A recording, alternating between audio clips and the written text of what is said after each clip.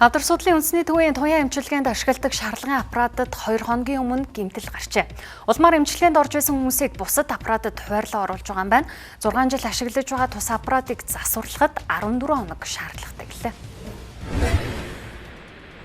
Үзэгч та бүхний харж байгаа энэ хүү аппарат бол Хавдар судлалын үндэсний төвд нийтдээ 3 ширхэг байдаг туяа эмчилгээний аппарат бөгөөд энэ хүү аппаратын маань хувьд бол одоо энэ 7 хоногийн 2 дахь өдөр буюу 3 дугаар сарын 11 өдрийн 17 цагт бол одоо эвдрэл гэмтэл гарч одоо цаашид эмчилгээ үзүүлэх боломжгүй болсон байна.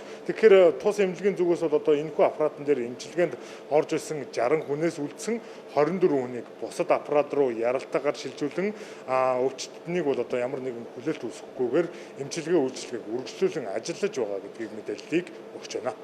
Гадны инженерүүд бол өөрсдөө ирж бүр нь одоо задрага хийж энэ аппаратад нэлээд одоо том засвар хийх шаардлагатай байна гэж уншилсан. Одоо өчигдрөөс эхлээд нөгөө 2 аппарат руугаа өвчтнүүдийнхаа төлөвлөлтийг шилжүүлээд ингээ өнөөдөр дуусчих. За 19 онд суурилгадад одоо ингээд 6 дахь жилдээ ажиллаж байгаа. За сэлбэг захиалагдсан өчигдөр захиалагдсан наашаа нэг 2-3 хоног тээвэрлэгдэн за тэгээд гайлаар аавна гэдэг ингээ энэ 7 хоногт сэлбэг орж ирэх байх.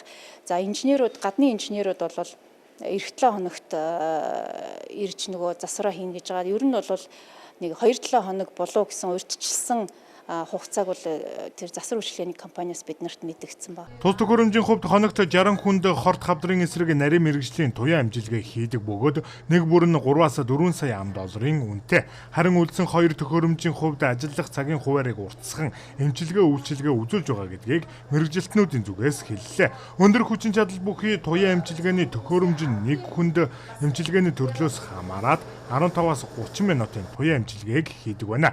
Тиймээс хавдрын өвчлөл нэмэгдэж байгаа энэ үед нарийн мэрэгжлийн эмч өндөр хүчин чадал бүхий хавдрын эсрэг туяа эмчилгээний төхөөрөмжийн хүртээмжийг нэмэгдүүлэх шаардлага тулгараад байна.